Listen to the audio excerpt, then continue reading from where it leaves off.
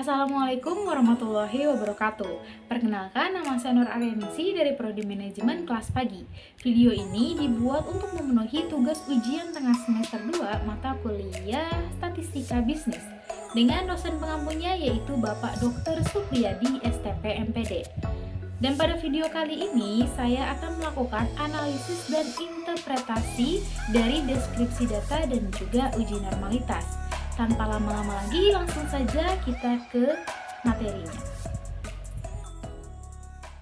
Jadi, setelah data view dan variabel v-nya sudah kita buat, sekarang kita akan melakukan deskripsi data. Jadi kita ke analyze, lalu ke descriptive statistik, lalu klik frekuensi. Nah, di sini ada 3 variabel. Kita tidak akan memasukkannya sekaligus. Walaupun bisa, tapi kita di sini akan memasukkannya satu persatu. Kita masukkan dulu nih yang pertama motivasi kerja.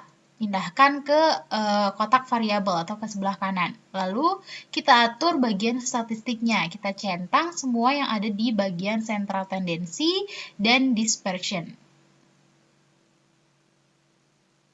Nah, setelah itu kita berlanjut ke chart. Nah, di chart ini kita centang histogram, lalu show normal curve-nya ini kita centang juga. Klik continue. Sekarang kita tinggal klik OK deh. Nah, setelah hasilnya keluar, kita kembali lagi, kita lakukan hal yang sama di kedua variabel ini. Nah, sebelumnya yang motivasi kerja ini kita keluarin dulu nih, kita balikin ke sebelah kiri. Lalu kita klik disiplin kerja, kita pindahkan ke sebelah kanan. Karena tadi statistik sama chartnya sudah ditentukan, jadi langsung aja kita klik OK. Nah, ini udah keluar juga nih bagian disiplin kerjanya. Sekarang, kita klik analyze lagi, kita lakukan untuk kinerja karyawan. Sebelumnya disiplin kerjanya kita pindahkan ke sebelah kiri, lalu kinerja karyawannya kita pindahkan ke sebelah kanan, lalu klik OK. Nah, di sini sudah keluar semua. Nah, untuk bagian deskripsi data sudah selesai. Sekarang kita pergi ke Analyze untuk melakukan uji normalitas. Yang pertama kita klik Non-Parametric Test, lalu ke Legacy Dialog, lalu kita ke One Sample KS. Nah, di sini sama seperti mendeskripsikan data, kita pindahkan satu-satu. Pertama, motivasi kerja dulu, kita pindahkan ke sebelah kanan, lalu klik OK. Nah, di sini sudah keluar, lalu kita lakukan hal yang sama di kedua variabel sisanya. Nah, sebelumnya ini kita pindahin dulu nih si motivasi kerjanya ke sebelah kiri, lalu disiplin kerjanya kita pindahkan ke sebelah kanan, klik OK. Udah keluar juga, sekarang kita lakukan untuk yang terakhir.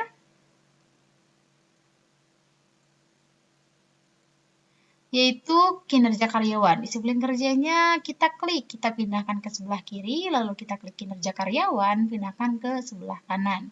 Klik OK. Nah, untuk hasil dari deskripsi data dan uji normalitas sudah selesai nih. Sekarang kita akan melakukan analisis dan interpretasi.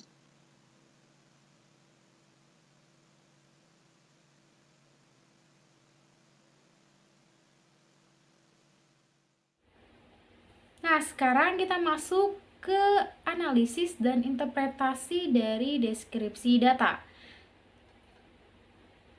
Nah, di sini ada variabel pertama yaitu motivasi kerja atau X1. Dari tabel di atas ini dapat dideskripsikan untuk variabel motivasi kerja atau X1 didapat nilai rata-rata atau minnya yaitu sebesar 80,6400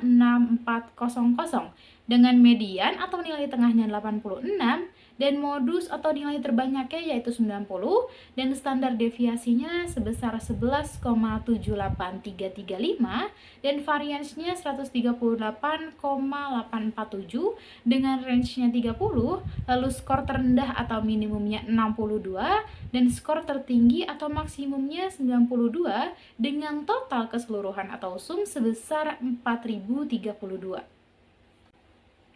Nah, berikut ini adalah gambar histogram dan kurva variabel dari motivasi kerja.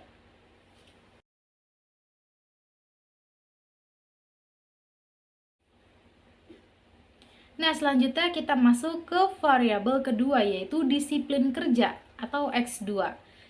Di sini terdapat dua tabel juga nih. Nah, dari tabel ini dapat dideskripsikan untuk variabel disiplin kerja atau X2 ini didapat nilai rata-rata atau min sebesar 80,8800 dengan median atau nilai tengahnya sebesar 86, modusnya atau nilai terbanyak sebesar 86, dan standar deviasinya 10,91832 dan variansnya 119,210 dengan range sebesar 28, lalu skor terendah atau minimum sebesar 64 dan skor tertinggi atau maksimumnya sebesar 92 dan total keseluruhan atau sum sebesar 4044.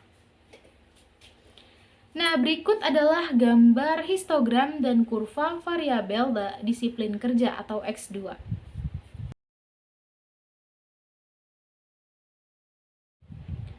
Nah, sekarang kita berlanjut ke variabel ketiga, yaitu kinerja karyawan atau Y.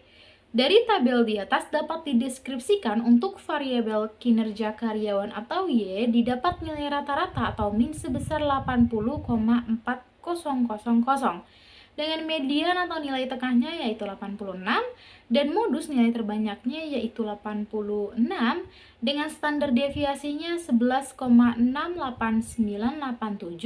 dan variansnya sebesar 136,653 dengan range-nya sebesar 30 dan skor terendah atau minimumnya sebesar 62 dan skor tertinggi atau maksimumnya yaitu 92 dengan total atau sum sebesar 4020.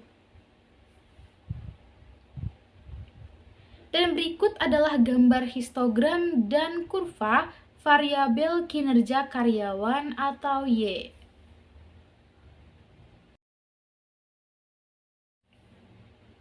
Nah, sekarang kita beralih ke analisis dan interpretasi dari uji normalitas data.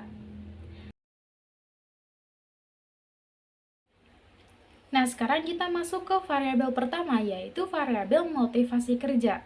Dari tabel di atas, skor asimptotik signifikan untuk variabel motivasi kerja X1 didapat p-value sebesar 0 lebih kecil dari 0,05.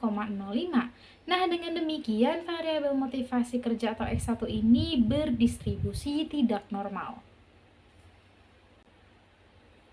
Selanjutnya kita ke variabel kedua, yaitu disiplin kerja atau X2. Nah, dari tabel di atas, skor asimptotik signifikan untuk variabel disiplin kerja atau X2 didapat p-value sebesar 0 lebih kecil dari 0,05. Dengan demikian, variabel disiplin kerja atau X2 juga berdistribusi tidak normal. Nah, sekarang variabel yang terakhir yaitu variabel kinerja karyawan atau Y. Dari tabel di atas, skor asimptotik signifikan untuk variabel kinerja karyawan atau Y didapat p-value sebesar 0 lebih kecil dari 0,05. Nah, dengan demikian variabel kinerja karyawan atau Y ini juga berdistribusi tidak normal. Sekian video presentasi yang bisa saya sampaikan. Mohon maaf apabila ada salah kata, salah penulisan, dan juga salah pengucapan. Terima kasih. Wassalamualaikum warahmatullahi wabarakatuh.